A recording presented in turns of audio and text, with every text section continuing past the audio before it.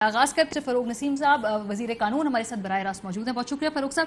اچھا, اب یہ جو ہمارے سامنے کل ڈیٹیل ججمنٹ آئی, اس کو پڑھنے میں تھوڑا وقت بھی لگا, لیکن بہرحال جو اس میں 11 تکنیکی بنیادوں پر ریفرنس کو کہا گیا ہے کہ یہ غیر آئینی ہے, غیر قانونی ہے. اچھا, آپ ریپیٹڈلی ابھی تک کہہ رہے ہیں کہ یہ آپ کی جیت ہے, تو یہ جیت کیسے آپ لوگوں نے اس کو اپنی ڈکلیئر کر دیا؟ مائنورٹی ججمنٹ جو ہے وہ بائنڈنگ نہیں ہوتا, وہ لاگو نہیں ہوتا. جو کورٹ کا فیصلہ وہ ہوتا ہے جو میجورٹی ججمنٹ ہے, اور میجورٹی ججمنٹ جسٹس بندیال کا ہے, اور ایک اضافی نوٹ جو ہے وہ جسٹس فیصل عرب کا ہے. دونوں کو ملا کے پڑھنا ہے. تو ایک تو یہ ہے. دوسرے جو کنکلوژن میں سمجھے کوئی 5 7 10 باتیں لکھی گئی ہیں, وہ بالکل ریفرنس کے لیے ضرور ہیں, لیکن اس کی جو تمام دوسری باتیں ہیں جو میں پیراگرافس آپ کو پوائنٹ آؤٹ کر رہا ہوں, اس کے کنکلوژن اس میں دیے ہیں. اور کیس دراصل کیا تھا یہ آپ کے سامنے رکھتا ہوں. میں I am so grateful. Case یہ تھا پٹیشنر کی طرف سے, جسٹس فائز عیسیٰ کی طرف سے, ان کا کیس یہ تھا کہ یہ پراپرٹیاں میری بیگم صاحبہ اور بچوں کے نام پہ ہیں, اور وہ انڈیپینڈنٹ لوگ ہیں, لہٰذا میرا کوئی مس کانڈکٹ نہیں ہے, آپ مجھ سے کوئی سوال نہیں کریں. یہ حکومت کی بدنیتی ہے کیونکہ فروغ صاحب اور انور منصور صاحب میرے خلاف ہیں because of certain reasons which he has explained. اور دراصل یہ دھرنے کا ججمنٹ جو میں نے دیا تھا اس کی وجہ سے یہ تمام ریفرنس فائل ہوا ہے, اور پھر ساتھ ساتھ جو ریویو اپلیکیشن اس دھرنے کی ہے اس سے بھی یہ ثابت ہوتا ہے کہ یہ ریفرنس دراصل اس دھرنے کی وجہ سے تھا. تو یہ تمام کی تمام پوائنٹس جو ہیں وہ عدالت نے ریجیکٹ کر دیں.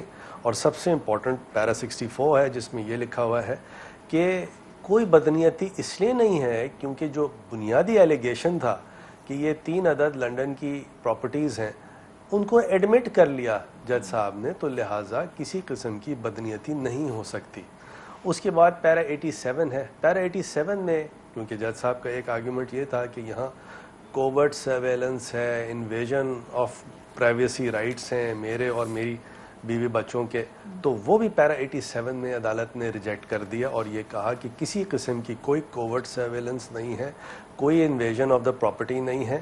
تیسری چیز عدالت نے کہی کہ اگر جوڈیشل اکاؤنٹیبلٹی ہوتی ہے تو اس سے انڈیپینڈنس آف جوڈیشری کا پرسیپشن یا معیار بہتر ہوتا ہے, اور اس کے برعکس نہیں ہے. پھر جو شارٹ آرڈر تھا وہ وہی آرڈر ہے جو لانگ آرڈر ہے, یعنی FBR کو بھیجا گیا. پھر پیرا 140 میں یہ لکھا گیا ہے کہ جو چودھری افتخار کا کیس تھا وہ ڈسٹنگوشبل ہے فائز عیسیٰ صاحب کے کیس سے کیونکہ وہاں بدنیتی تھی.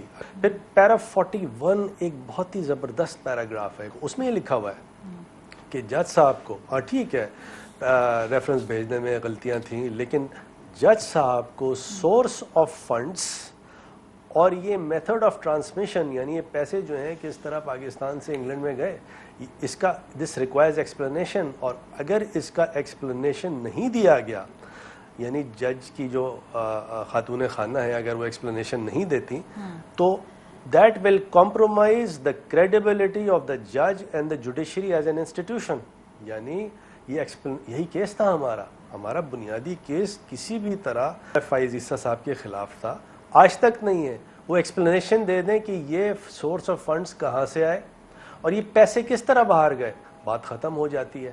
پھر پیرا 142 کیا لکھا ہوا ہے؟ پیرا 142 میں یہ لکھا ہوا ہے کہ جج جو ہے وہ ہولڈر آف پبلک آفس ہے. پہلی دفعہ سپریم کورٹ نے یہ کلیئرٹی سے کہا کہ یہ ہولڈر آف پبلک آفس ہیں سپیریئر کورٹ کے ججز, چاہے سپیریئر کورٹ کے ججز ہوں, چاہے آرمی کے افسران ہوں, الیکٹڈ ریپرزینٹیٹیوز ہوں.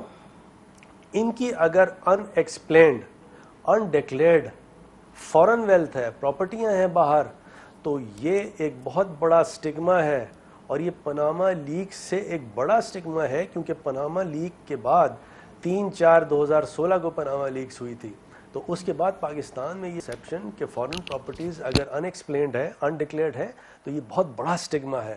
اور اس کے بعد انہوں نے کہا کہ کوئی اگر کانٹری پرسیپشن ہوگا, اگر اکاؤنٹیبلٹی نہیں ہوگی, ان ایکسپلینڈ پراپرٹیز ہوں گی, تو یہ ایک بہت بڑا سٹگما ہے. پھر ساتھ ساتھ جو ہماری کنٹینشن کیا تھا, جج صاحب کی اگر بیگم صاحبہ اور بچے ہیں تو یہ پھر ایک کنیکٹڈ چیز ہے, پراکسیمٹی کا پرنسپل ہے.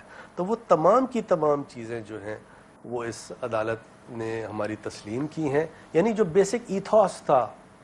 یہ تو چلے فاروق صاحب، یہ تو آپ نے وہ تمام پیراگرافز بتا دیے نا جو کہہ رہے ہیں کہ آپ کا جو انیشل کیس ہے اس کو سپورٹ کرتے ہیں، لیکن اس میں جو کافی غلطیاں بھی اور خامیاں بھی جو ہے اس ججمنٹ میں واضح ہوئی. فار ایگزامپل اٹارنی جنرل اور وزیر قانون نے جو کہ اس ریفرنس کے آرکیٹیکٹ تھے، انہوں نے ریفرنس کی طاقت اور کمزوری پر ناقابل قبول مشورے دیے. یہ ڈائریکٹلی کہا گیا ہے آپ لوگوں سے، آپ کی وزارت سے، کہ آپ صدر کو غلط مشورے دیتے رہے.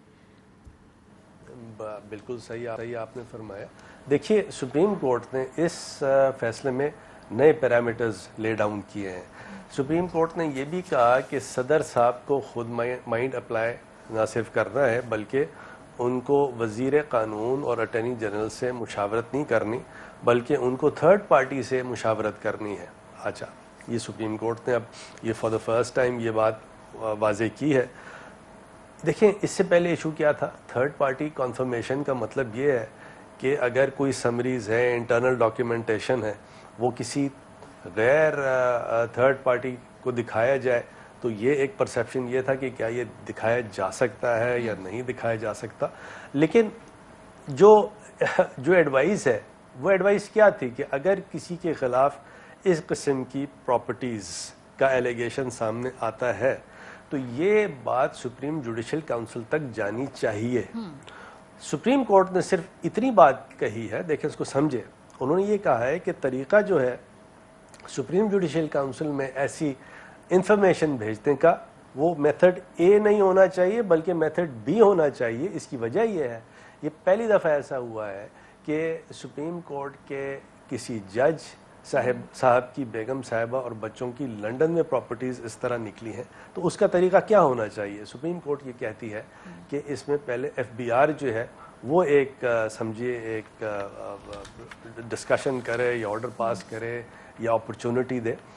یہ ہمارا دیکھیں کنٹینشن تھا کہ ڈسپلنری پروسیڈنگز الگ ہوتی ہیں اور اسٹیچیوٹ کے اندر پروسیڈنگز الگ ہوتی ہیں. تو ساتھ ساتھ سپریم کورٹ نے یہ بھی کہہ دیا کہ کسی قسم کا یہاں اسٹیچیوٹ نہیں ہے جو یہ بتاتا ہو کہ اگر جج کے خلاف اس طرح کا کیس ہو تو وہ کیسے چلنا چاہیے. تو لہٰذا اس کو اس اسٹرینتھ پہ اور اس اسٹرائڈ میں ان آبزرویشنز کو لینا ہے، نہ کہ یہ کہ لا منسٹری نے یا عمران خان نے یا صدر صاحب نے کوئی ایسا کام کر دیا ہے جو کہ بالکل غلط ہے. کیونکہ یہ بات طے کر دی سپریم کورٹ نے کہ کسی ان کی کوئی لیکن فاروق صاحب ایک بات نہیں نا، یہ ایک آبزرویشن ہو، 2 ہو، 3 ہو، 4 ہو، یہ کوئی 11 کے قریب آبزرویشن ہے جس پہ پھر سوال اپوزیشن بھی اٹھا رہی ہے. جی انکمپٹنس کا معاملہ ہے. آپ کی وزارت جو ہے اس نے بڑی اس میں جو غلطیاں کی ہیں وہ تو کہہ رہے استعفیٰ دینا چاہیے وزیر قانون کو، اگر اتنی زیادہ غلطیاں ہیں، اتنی زیادہ خامیاں ہیں اس ریفرنس میں. میرے خیال میں اپوزیشن بڑی زبردست لوگ ہیں، بڑے اچھے لوگ ہیں. اپوزیشن پہلے اپنی منی ٹریلز دیں، اپنے جو فیک اکاؤنٹس ہیں اس کا جواب دیں، اپنے ایون فیلڈ ہیں اس کا جواب دیں. اور یہ جتنی بھی یہ چیزیں یہ پوائنٹس آف فرسٹ امپریشن ہے. آپ کو پتہ ہے کہ 97-98 میں نواز شریف صاحب نے ایک ان کانسٹیٹیوشنل ملٹری کورٹ بنا دیا تھا، سپریم کورٹ نے اس کو کالعدم کر دیا تھا. تو کیا ان کی نالائقی تھی؟ وہ پوائنٹس آف فرسٹ امپریشن اسی طرح کے ہوتے ہیں.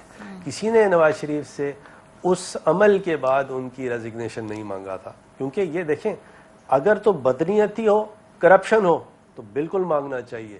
لیکن اگر کرپشن نہیں ہے، بدنیتی نہیں ہے اور کرپشن جو ہے دیکھیں بالکل یہ سینسٹیو ایشو ہے، اس کو صحیح سمجھنا بہت ضروری ہے. اور صحیح اس کی ایتھوس یہ ہے کہ ہماری طرف سے نہیں ہے کوئی فائنینشیل irregularity. یہ تو for the sake of Pakistan judiciary, Pakistan کی جوڈیشری یعنی یہ انڈیپینڈنس آف جوڈیشری کے لیے اقدام ہوئے ہیں سارے کے سارے کہ کسی جج پہ اس قسم کا الزام نہ آئے. اللہ کرے جسٹس فائز عیسیٰ سارا ایکسپلین کر دیں. ٹھیک ہے، فاروق نسیم صاحب ہمارے ساتھ موجود ہیں. وہ کہہ رہے تھے کوئی بدنیتی جو ہے وہ تو ثابت نہیں ہوئی اور جو ڈیٹیل ججمنٹ اس کے مطابق یہ بات بالکل درست بھی ہے.